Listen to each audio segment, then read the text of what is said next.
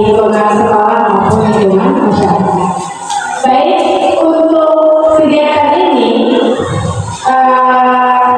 dari persiapan kita mungkin menyelesaikan tugas CTP angkatan 10 aksi nyata modul berapa bersatu ya.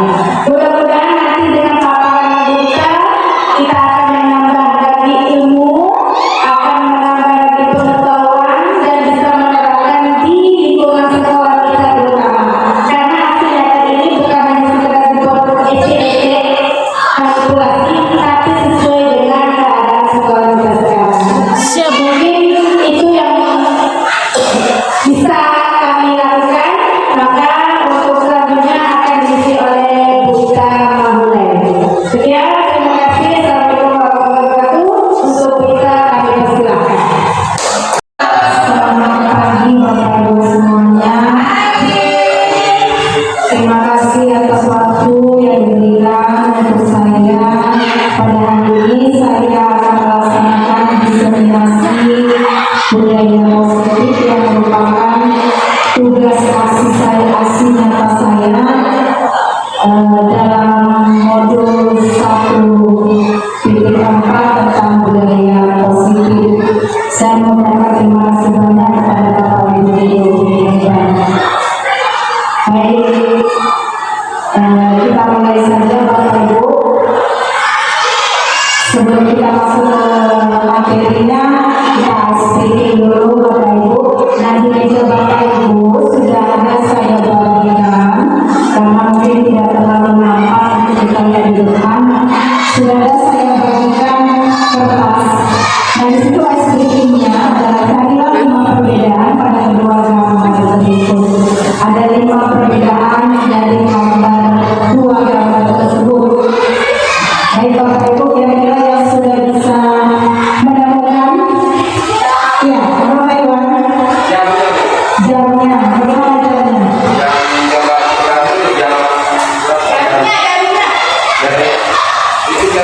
Oh, ini jam 9 dengan jam 3.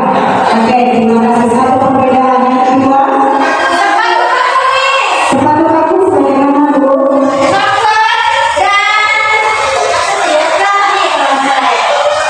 Pelapaknya ya, saya pun juga iya. Oke, 2 perbedaan. Yang ketiga, iya. Oke, 3.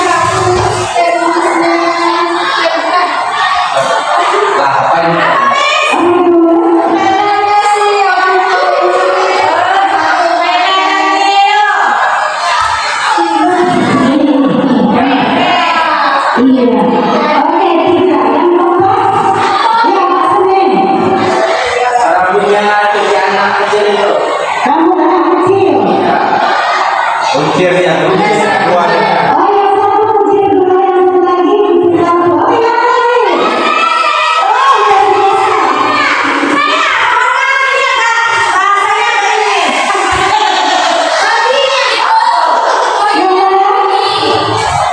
Oh, luar biasa. Yang mana? Yang maksudnya yang lain. Rambutnya itu. Oh,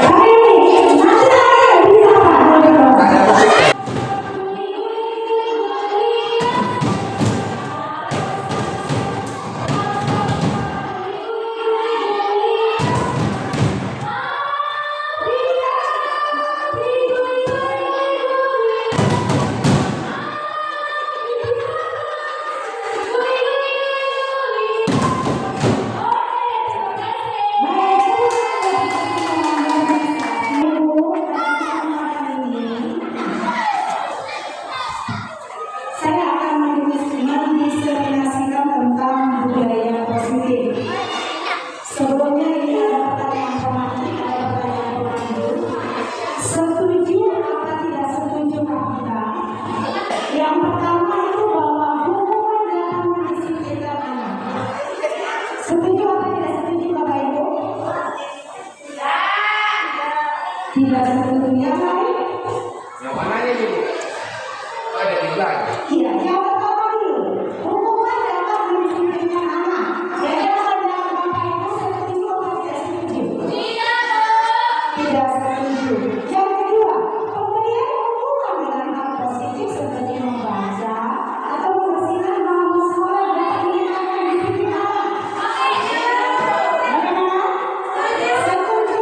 Yang ketiga, memberikan penghargaan dapat meningkatkan motivasi belajar anak. Bagaimana Bapak Ibu setuju atau tidak setuju? Pertanyaan kita saja. Bu Lidia mengatakan tidak setuju. Baik, berikutnya. Menurut Ki Hajar Dewantara Bapak Ibu bahwa guru ini diibaratkan sebagai petani. Kita sebagai guru adalah petani. Murid kita itu diibaratkan sebagai benih. Dan sekolah diibaratkan adalah tanah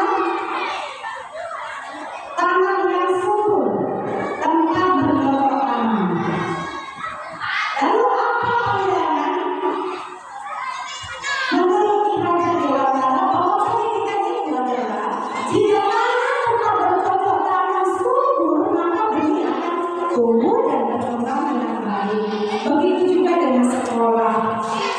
Jika menjadi lingkungan yang positif akan terwujud budaya positif di sekolah kita. Berikutnya, Bapak Ibu, bahwa salah satu tanggung jawab seorang guru itu adalah bagaimana menciptakan suatu lingkungan positif yang terdiri dari warga sekolah yang saling mendukung. Ya, saya berharap bahwa sejauh ini kita berjalan kita saling mendukung satu sama lain ya Bapak Ibu ya.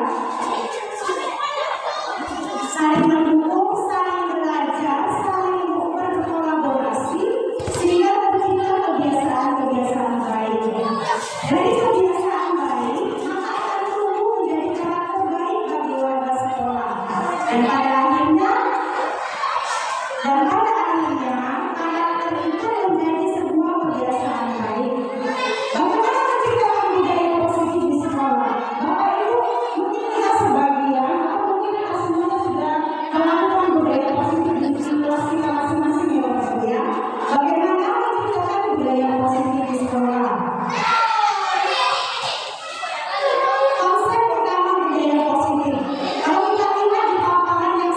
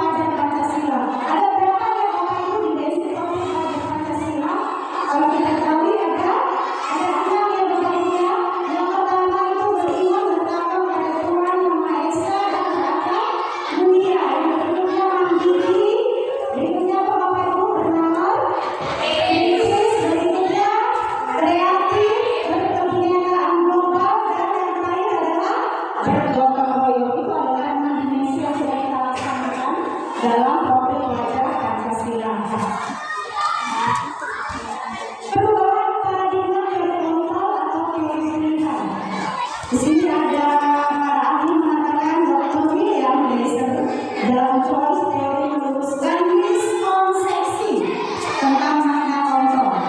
Apa itu arti ilusi? Di sini ada 4 penjabaran tentang ilusi. Ilusi itu artinya adalah persepsi yang keliru, Bapak Ibu. Ilusi guru mengontrol murid, Bapak Ibu. Selama ini kita mengajar, kita mengatakan bahwa kita mampu mengontrol murid kita. Ternyata itu pengetahuan yang keliru, Bapak Ibu. Yang kedua, bahwa ilusi bahwa semua perbuatan positif efektif dan bermanfaat. Semua yang kita lakukan dari Tuhan itu sangat bermanfaat. Ternyata itu keliru. Yang ketiga, ilusi bahwa kritik dan membuat orang merasa bersalah dapat mematikan karakter. Yang terakhir, ilusi bahwa orang dewasa memiliki hak untuk memaksa. Itu adalah teori konsepsinya, ya Bapak Ibu ya. Artinya persepsi yang keliru. Mari kita lihat lagi Bapak Ibu. Sebelum kita lanjutkan, mari kita kembali bermain Bapak Ibu. Mari kita ambil pasangan kita masing-masing. Nah, andaikan Bapak Ibu adalah A dan B, istilahnya Bu Ibu A dan Bu Citra B-nya.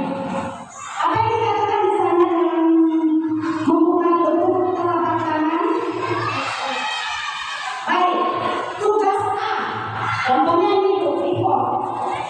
Yang merasa bahwa kita adalah bagian A, coba kita genggam tangan kita. Mungkin pasangan kita kali ya. Coba kita genggam tangan kita dan kita bayangkan bahwa di dalam tangan kita ini adalah bendera yang sangat berharga bagi hidup kita.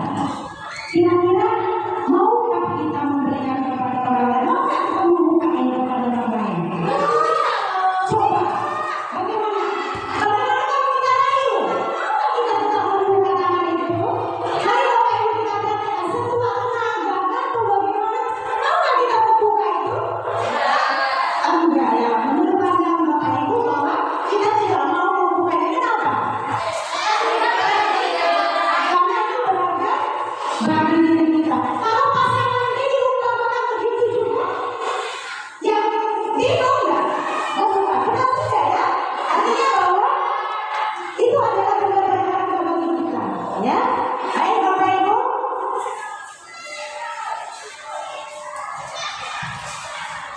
Siapakah sesungguhnya yang memiliki kontrol dalam diri kita? Diri kita sendiri. Kita tidak bisa mengontrol orang lain. Kalau selama ini Bapak Ibu kita berpikir bahwa saya adalah guru kelas 9, saya mampu mengontrol siswa-siswa kita semua. Atau saya adalah orang dewasa, saya harus memaksakan kehendak saya. Ini Bapak Ibu ya. Siapakah sesungguhnya yang memiliki kontrol? Tadi kita sudah belajar tentang teori kontrol di depan ya. Stimulus responnya dan teori kontrolnya. Yang pertama itu realitasnya. Realitas Bapak Ibu itu kebutuhan. Bahwa kebutuhan kita itu sama. Itu stimulus responnya. Ternyata teori kontrolnya mengatakan bahwa kebutuhan kita itu berbeda Bapak Ibu. Berikutnya, semua orang melihat hal yang sama. Bagaimana teori kontrol mengatakan bahwa setiap orang memiliki gambaran yang berbeda? Tentu dong, saya memiliki pandangan yang berbeda dengan Bu Yana, dengan Pak Amin, Pak Senin. Berikutnya, kita mencoba mengubah orang agar berpandangan yang sama dengan kita. Itu stimulus respon yang sama. Lalu teori kontrol mengatakan apa? Kita berusaha memahami pandangan orang lain tentang dunia. Artinya itulah di awal tadi dikatakan bahwa kita memiliki pandangan yang berbeda-beda ya Bapak Ibu ya. Yang berikutnya, selama ini mungkin sebagian orang mengatakan bahwa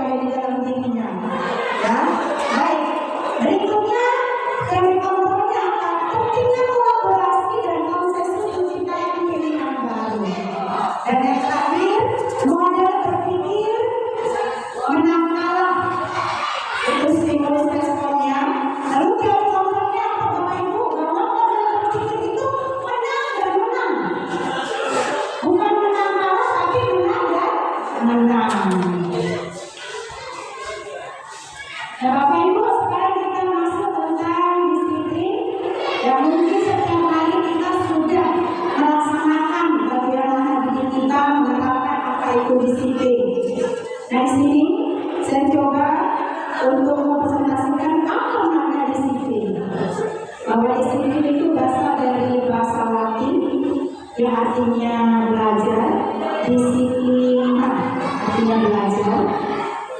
Makna asal dari kata ini berkorelasi dengan disiplin diri dan murid-murid. Namun dalam budaya kita, makna disiplin itu telah berubah menjadi apa? Sesuatu yang dilakukan seseorang pada orang lain untuk mendapatkan keutamaan. Benar ya Bapak Ibu? Anak-anak kita dia mau disiplin karena takut dengan kita, takut dihukum, takut dicewek.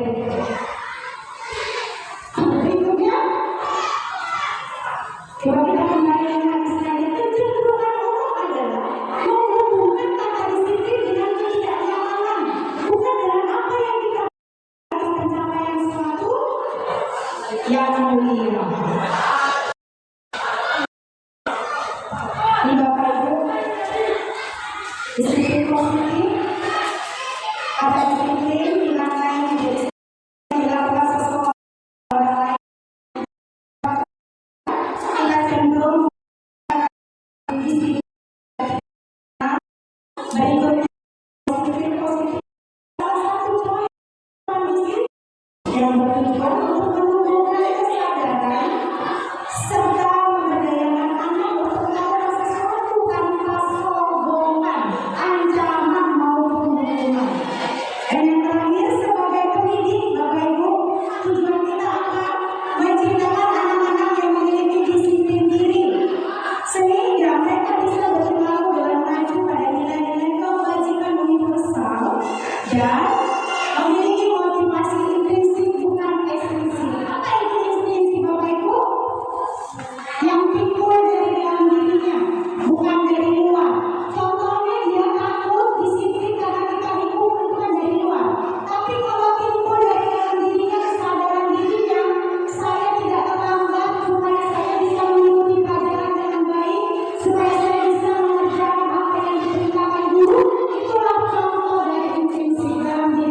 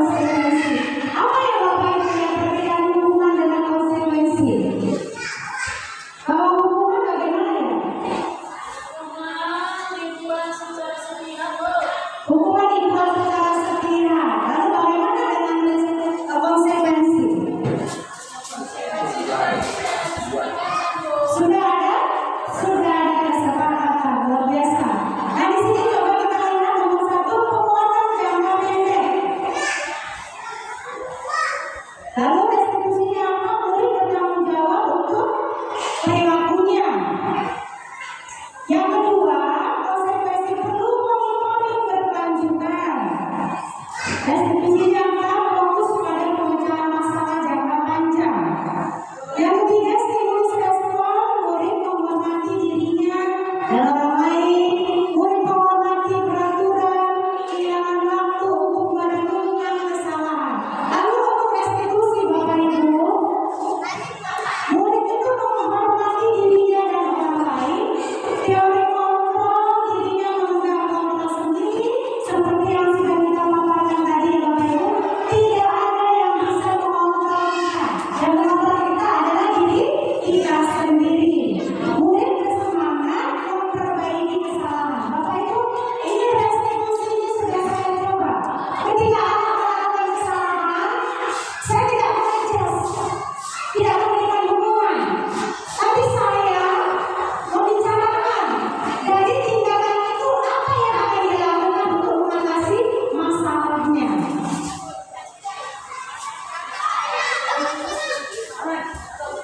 Bentuk-bentuk program kebajikan atau apresiasi kalau kita lihat Bapak Ibu ya, di sini ada beri pengakuan secara khusus, beri pengakuan secara pribadi, beri pengakuan kepada semua murid bergantian, beri pengakuan secara konsisten dan fokus pada proses.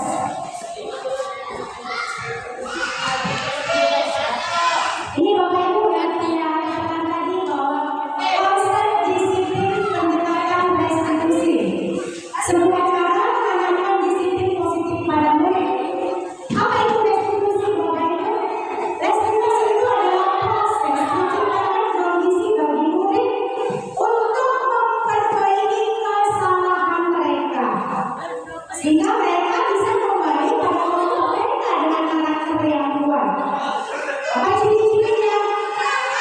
Ciri-cirinya adalah bukan menebus kesalahan, namun belajar dari kesalahan. Nah, kami ada tugas Bapak Ibu kemarin membuat skenario restitusi di sekolah masing-masing.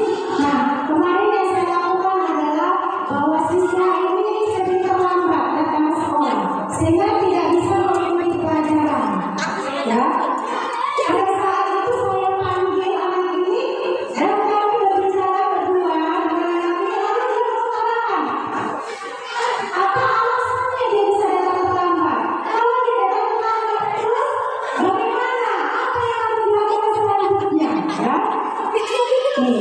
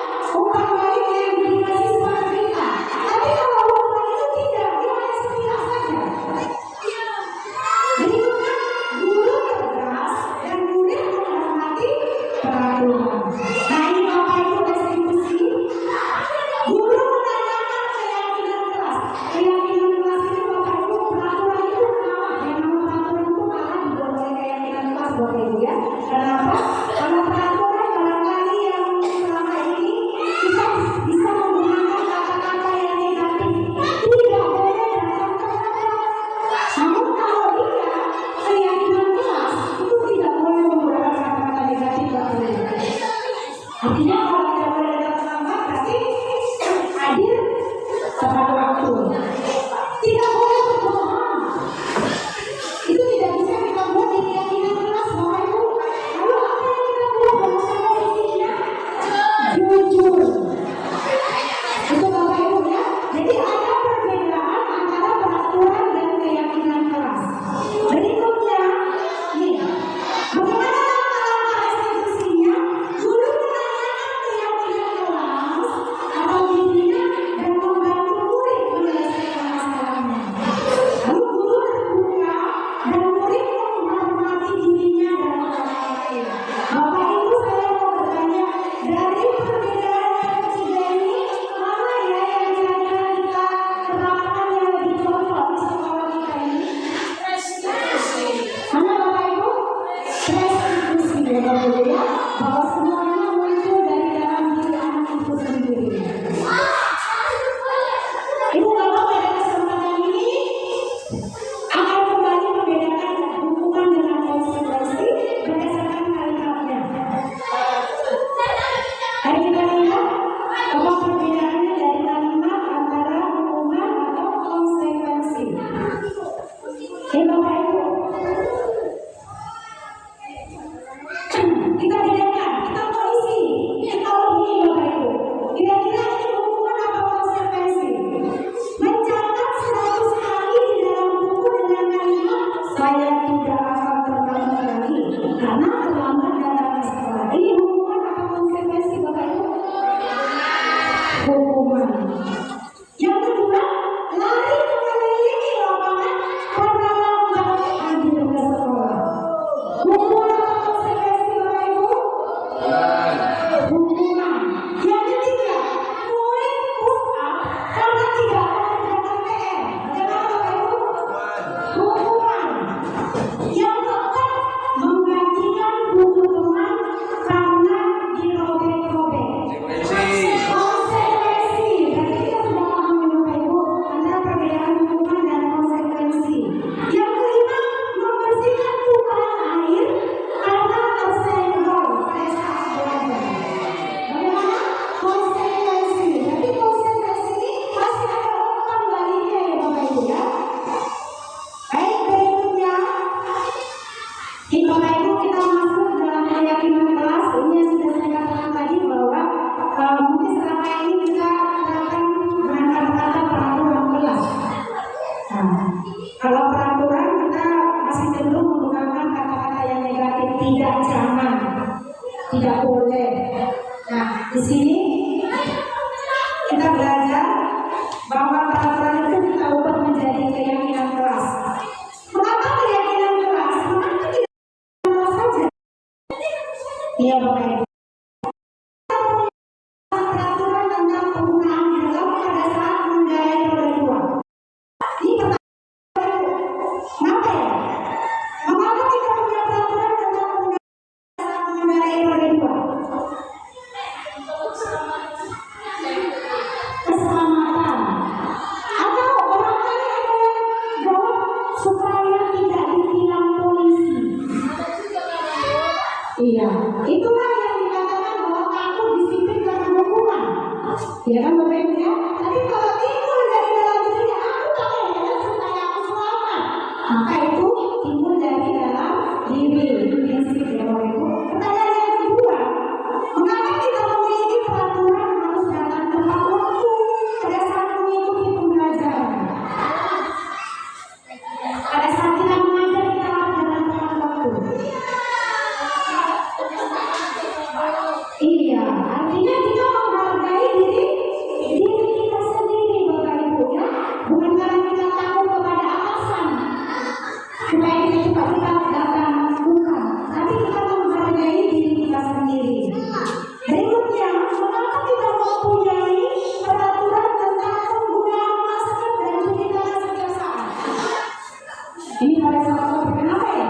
Kalau dulu kita menggunakan masker itu wajib, kenapa? Cuci tangan wajib.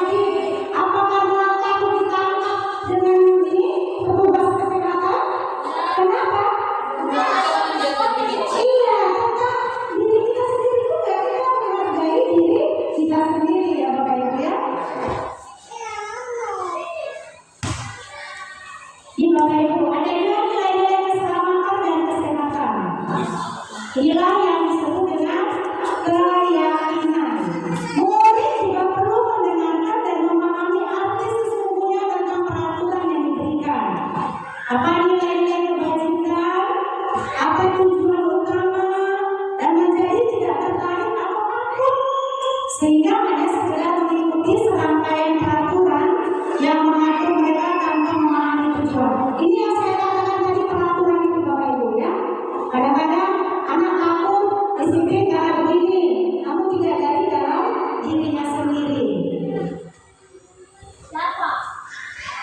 Ini langkah-langkahnya Bapak Ibu, bagaimana membentukkan keyakinan kelas. Ya, mungkin semester ini kita bisa terapkan di kelas kita masing-masing. Yang pertama itu lebih abstrak dari peraturan, lebih nyata. Karena apa? Karena keyakinan kelas ini dibentuk oleh siswa dan guru. Kalau biasanya selama ini peraturan dengan guru yang memberikan sepihak. Jadi kalau keyakinan kelas itu kesepakatan antara guru dan siswa. Yang kedua, berupa pernyataan universal.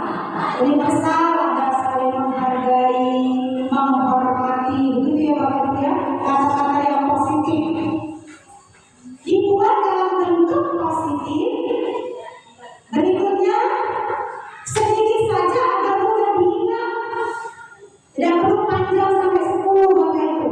Sesuai dengan kondisi kelas dan sekolah agar mudah diterapkan. Kemarin saya sampaikan tadi bahwa kami sudah membuat keyakinan kelas, salah satunya adalah menerapkan budaya 5S. Senyum, sapa, salam, sopan, dan santun. Itu yang kami buat kemarin. Berikutnya ada lagi bersinergi dalam tugas kelompok. Berikutnya Bapak Ibu, semua warga kelas atau sekolah dilibatkan saat membuatnya. Berarti keyakinan ini boleh untuk sekolah dan boleh untuk kelas bagi kita ya Bapak Ibu ya. Ini Bapak Ibu, kita sama-sama melihat yang mana itu yang merupakan keyakinan kelas. Nampak nggak Bapak Ibu? Nampak? Saya baca aja ya. Datang tepat waktu mengucapkan salam. Ini Bapak Ibu. Datang tepat waktu mengucapkan salam. Itu keyakinan kelas atau bagaimana Bapak Ibu? Keyakinan kelas ya. Kami guru dan murid saling menyayangi. Saling menyayangi. Sekolah. Dari mana? Keyakinan kelas. Keyakinan kelas nih Bapak Ibu ya. Aktif dalam pembelajaran. Berdoa sebelum dan sesudah kegiatan. Iya Bapak Ibu, itu contoh-contohnya ya.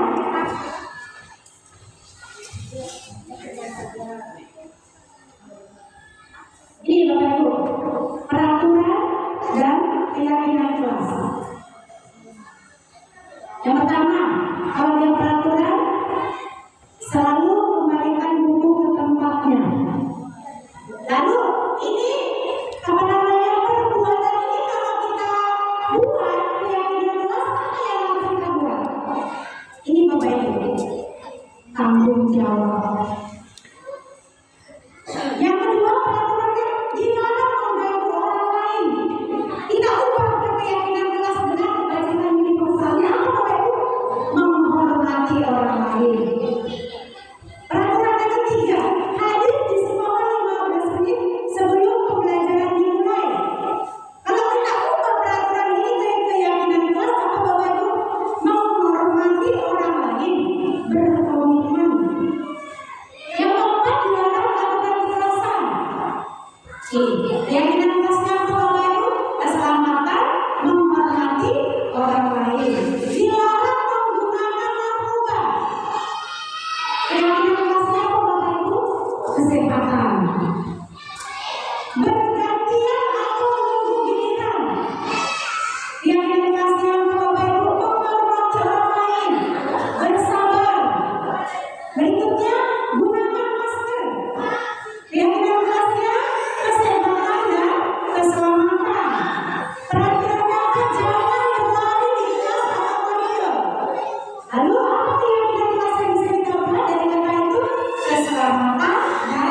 Bapak Ibu bisa kita lihat perbedaannya tadi Bapak Ibu. Ini contoh yang kita buat dan sudah kami buat kelas 9.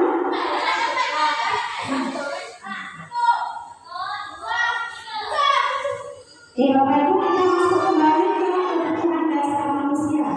Jadi pada awalnya saya sudah katakan ada 5 kebutuhan dasar manusia Bapak Ibu. Yang pertama bertahan hidup, kasih sayang dan rasa diterima, penguasaan, kebebasan dan kesenangan. Ini kebutuhan dasar manusia Bapak Ibu. Kita bisa tolong Ibu kan untuk kasih Bapak Ibu ya. Kita lanjutkan ya Bapak Ibu ya.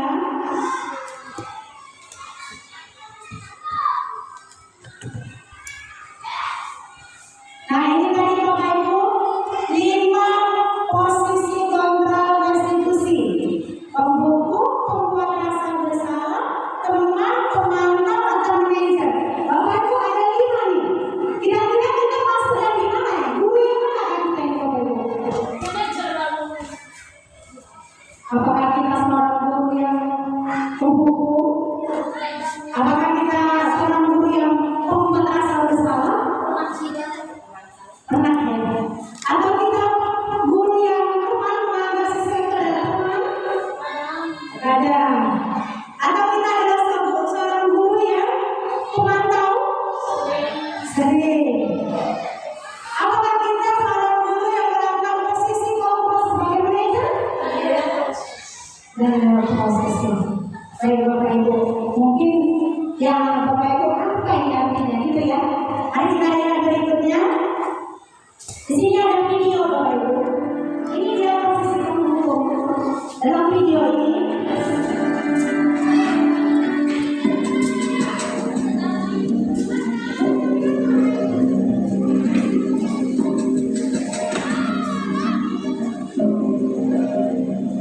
Maren, sini kamu. Selamat pagi Bu. Selalu terlambat. Kamu deh pasti terlambat. Maaf Bu, saya Apa? Apa coba? Alasan kamu apa lagi? Kapan sih kamu tidak terlambat? Malas sekali ya kamu jadi anak. saya Dasar pemalas. Gak kapok-kapok sih kamu. Sudah berapa kali terlambat? Sana, kamu keliling lapangan basket 2 kali. kenapa saya harus ke lapangan basket Bu? Kenapa? Kamu melawan ibu. Berani-beraninya jawab. Sudah terlambat, masih berani jawab pula. Sekarang, keliling lapangan basket 5 kali sekalian. Biar kapok. Cepat. Pergi sana ke lapangan basket.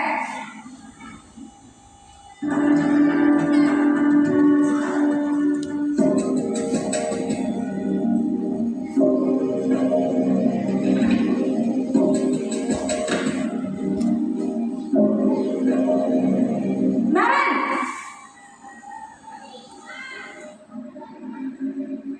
Selamat pagi Bu.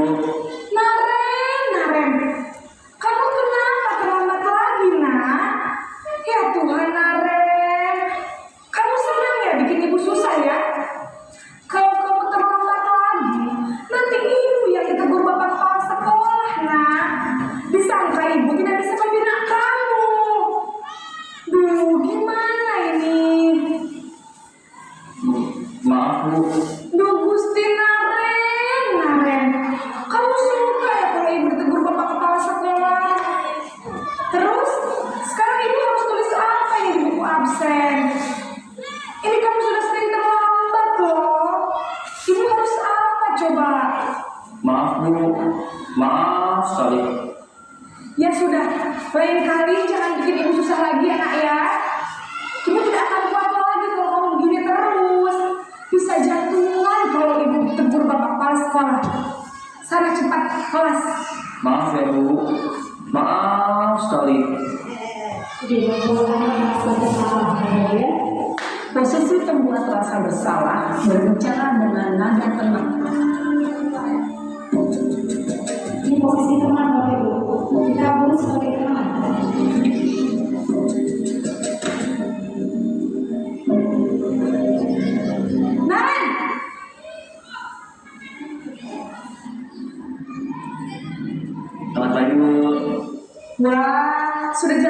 apa ini nak? Terlambat lagi ya sayang. Iya Bu, habis ibu saya lupa bangunkan saya Bu. Kamu malah menyalahkan ibu kamu. Kamu bukannya anak yang larinya paling kencang. Kok terlambat sih? Iya Bu, saya memang terlambat bangun tadi. Jadi biarpun saya lari kencang, tetap gak kekejar Bu. Ya sudah sana, nanti lain kali larinya lebih kencang lagi ya. Biar gak terlambat lagi. Bikin seneng ibu, demi ibu. Bisa kan? Bisa lah Bu. Nih, Ya mereka sudah sana masuk kelas. Ibu beresin urusan absen kamu. Kamu ini ada-ada saja.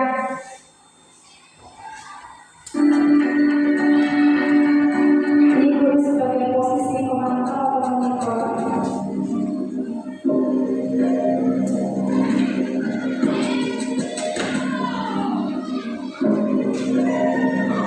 Naren,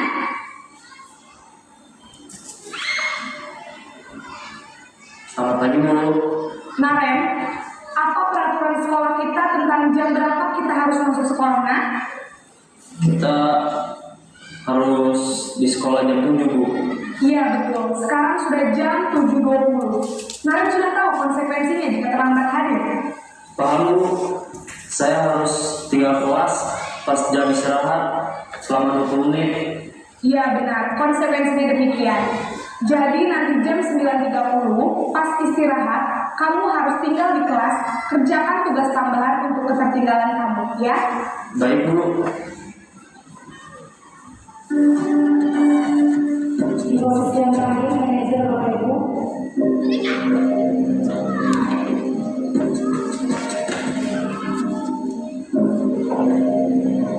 Naren,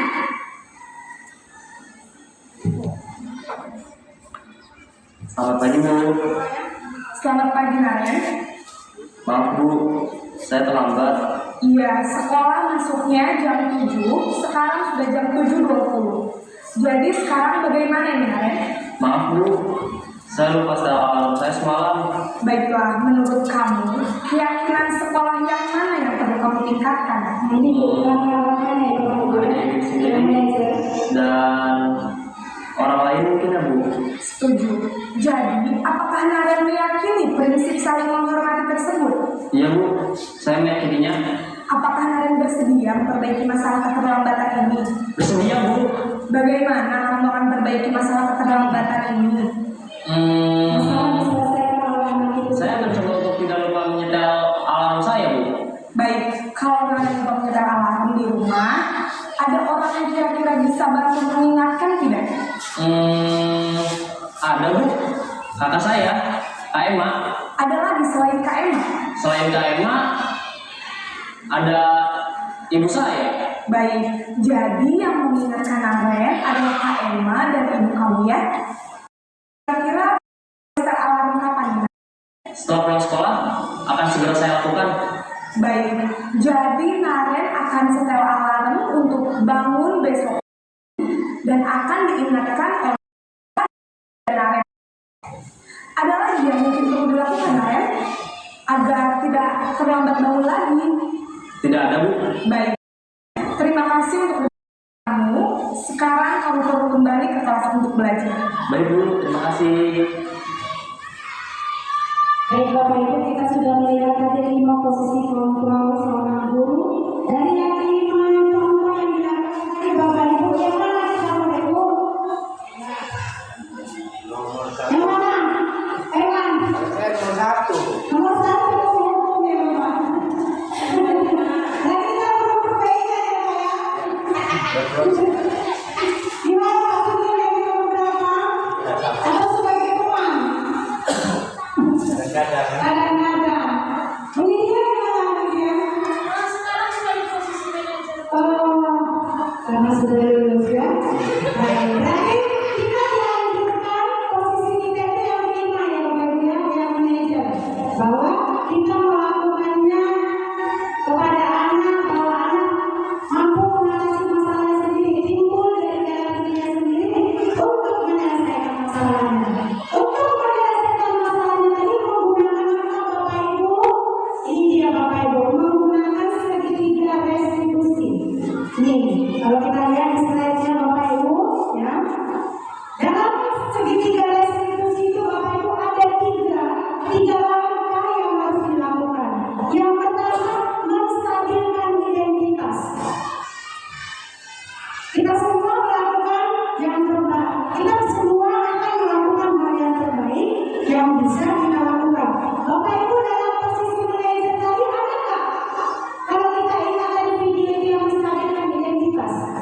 Ada ya Bapak Ibu ya?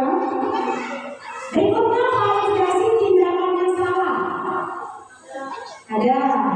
Dan tadi kata-katanya, kenapa kamu datang terlambat? Kalau kamu terlambat, bagaimana? Gitu ya. Baru menanyakan kira-kira kelasnya. Kira-kira kelas apa yang kamu langgar, Daren? Kan tadi ya seperti itu. Nih, berarti kita semua memiliki motivasi internal. Baik, Bapak Ibu. Terima kasih atas partisipasi Bapak Ibu dalam presentasi hari ini. Semoga apa yang saya paparkan nantinya boleh kita terapkan di sekolah kita ini, Bapak Ibu ya. Baik, saya akan memaparkan tentang contoh keyakinan kelas yang sudah kami buat di kelas 9.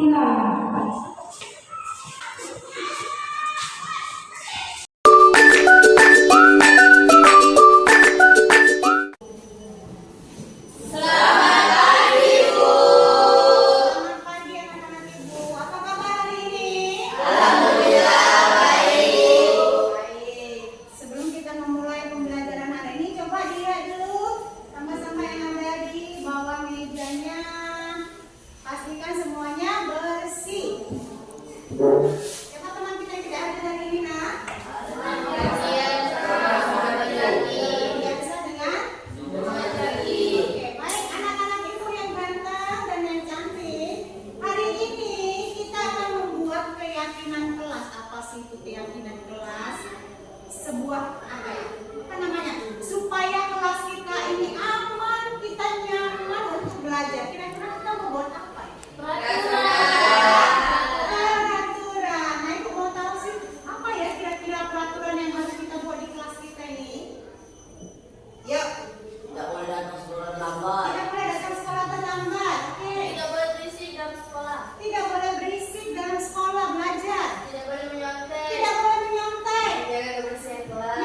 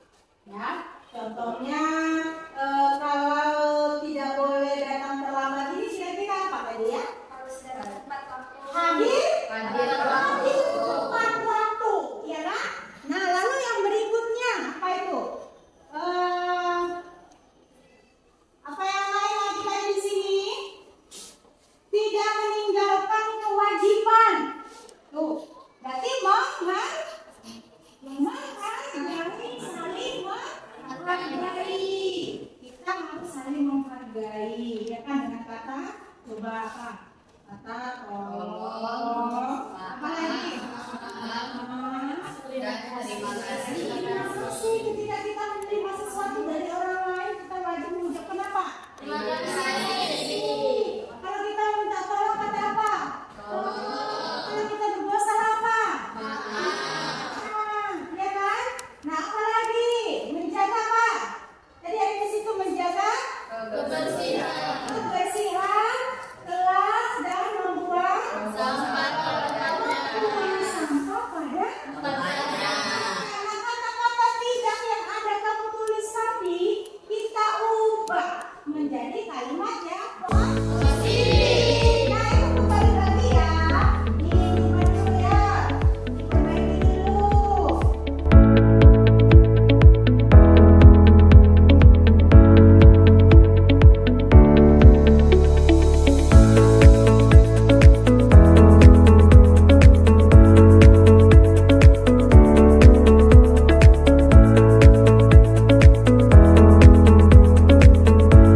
Kalau sudah, silakan ditempel di papan putih yang disediakan ini. Ya.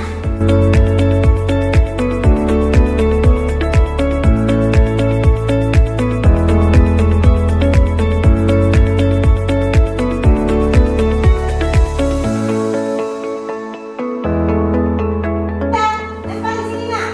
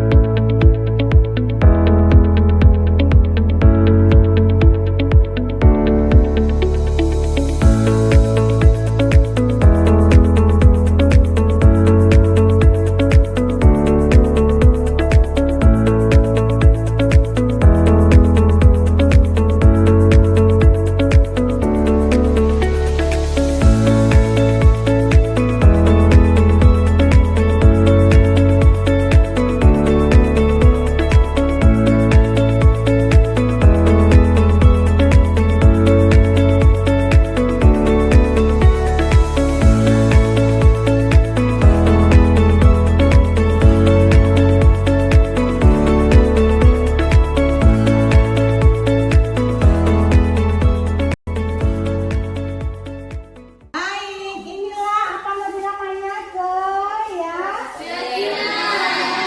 Keyakinan kelas. Kelas berapa? Ini yang kita sepakati. Oke?